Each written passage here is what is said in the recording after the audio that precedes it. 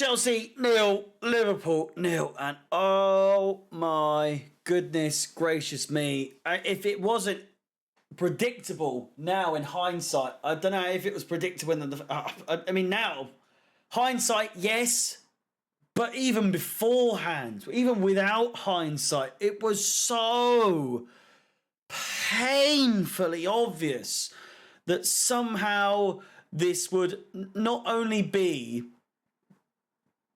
a draw, but a 0-0 draw. I mean, a 1-1 draw would have been entertaining at the least.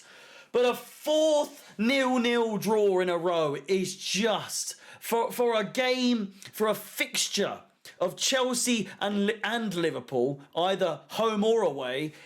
I mean, you've got Champions League classics, you've got Premier League classics, you've got classics in the Capital One Cup or the Carling Cup or whatever it is.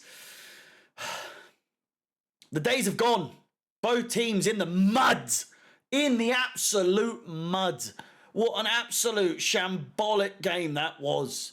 No offence to this geezer, because by all accounts, the substitutions, it would appear as though he'd got someone, a Graham Potter through the earpiece, if I'm being completely honest with you. Gallagher on for Kovacic. Jesus Christ. I tell you, it's been a long day. It's been a long day. No, it wasn't. It wasn't actually. I tell a lie. It wasn't. I was going to say for Kovacic, because that would be almost in itself quite outrageous, wasn't it? No, even worse. Conor Gallagher on for Kante. Arguably our best player on the pitch. We'll get into it. Shall we? It's been a long day. Kepa. For his standards against Liverpool with long shot experts, which of course they didn't have too many of today, a 6 out of 10. He made some good saves, made some crucial saves as well. Fofana did most of the hard work. But even still, Kepa, solid, made a really, really good punching save. I can't remember for the life of me who shot it, but it was still a fantastic save nonetheless. A back three of Fofana, Koulibaly and Cucurella. We'll start with Cucurella because I wouldn't say harsh on him, but he's been pants as of late. A 6 for him. I think I gave him a 1 in the last game. I thought by a mile he was at least the second best defender in the back three. There was one standout, man. I want to make that very, very clear. Koulibaly, I'm getting sick of him. Good defensively at times, but passing, just, oh God, so bad. So bad. I can't see a way in which he stays at the club. I really can't see a way in which he stays at the club, to be honest with you. Which in my perspective is sad because I really was excited when he came. It just isn't working. Badiashile on the bench, Chalobah on the bench. Both of those, to me, more inviting, more exciting inclusions in the team than Koulibaly and Cucurella. Why can't it be Fofana, Chalobah, Fofana, and Badiashile, or mix it up however which way you want it to be? But quite frankly, I'm sick and tired of Koulibaly and Cucurella included in that back three. Fofana, an 8. You can't quite see. Let me zoom out a little bit. Let me get a chair out of the way.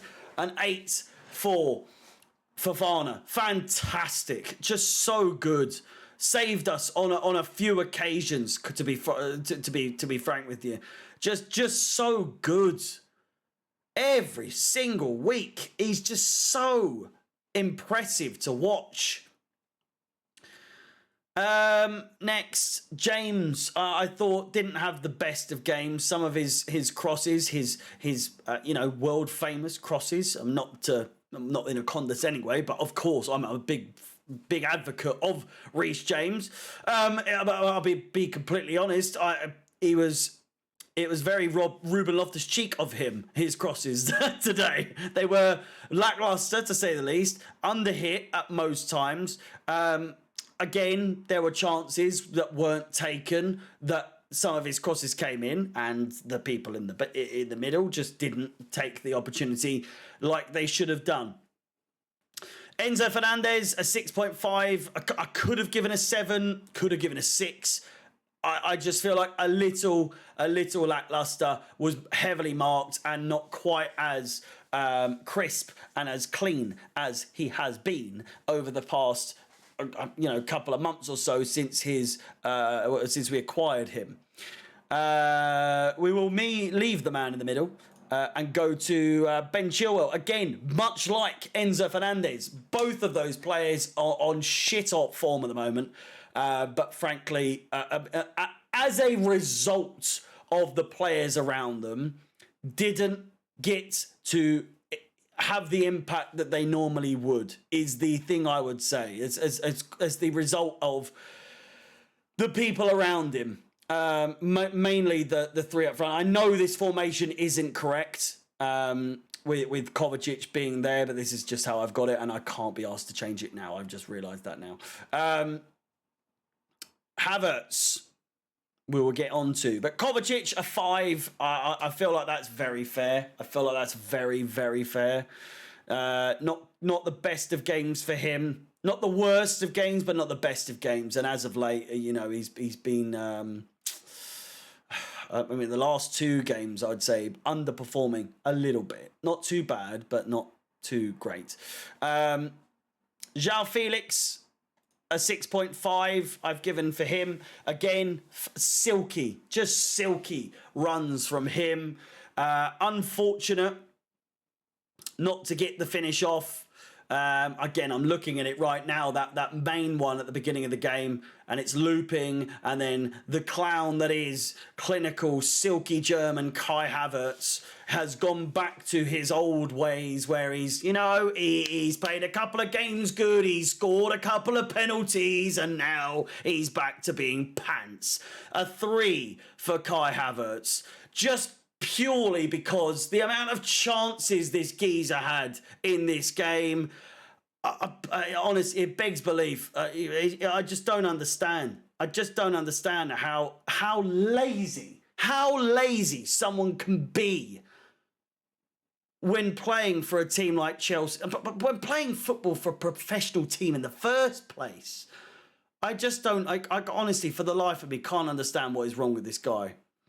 Last but not least, Kante, a 9. Fair to say, I've given Fofana an 8, a 9 for Kante, easily the best player on the pitch.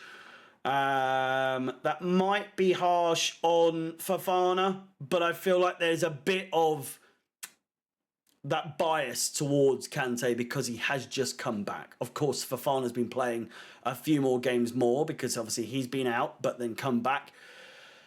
But Kante, I was saying, if I haven't said in this video already, I said in my review on my channel, Chelsea Fans XI, that just Kante, if the rest of the players played with even 50%, 20% of the enthusiasm, the application, the enthusiasm, the passion, the drive that Kante has, even as far as when Konate was trying to shield the ball out for a throw-in on the halfway line, Kante's slide tackling, scooping the ball back in, injures Konate on the way. I mean, just that sort of drive and determination that not every single player seems to have. Bruno, my review for him, if I was to give him a number, I would say a 6.5. A 6.5. I think that there are obviously, Jesus Christ, it's the guy's first ever game in charge of a team, let alone Chelsea, let alone against Jurgen Klopp, a Champions League winner, let alone against Liverpool. And he's managed to do what, 2 other managers have done in getting a 0-0 draw. With that said, my name is Harry. Let me know how you felt about this game. It's Bruno time, baby. All the best. My name is Harry. Up the Chelsea. And peace.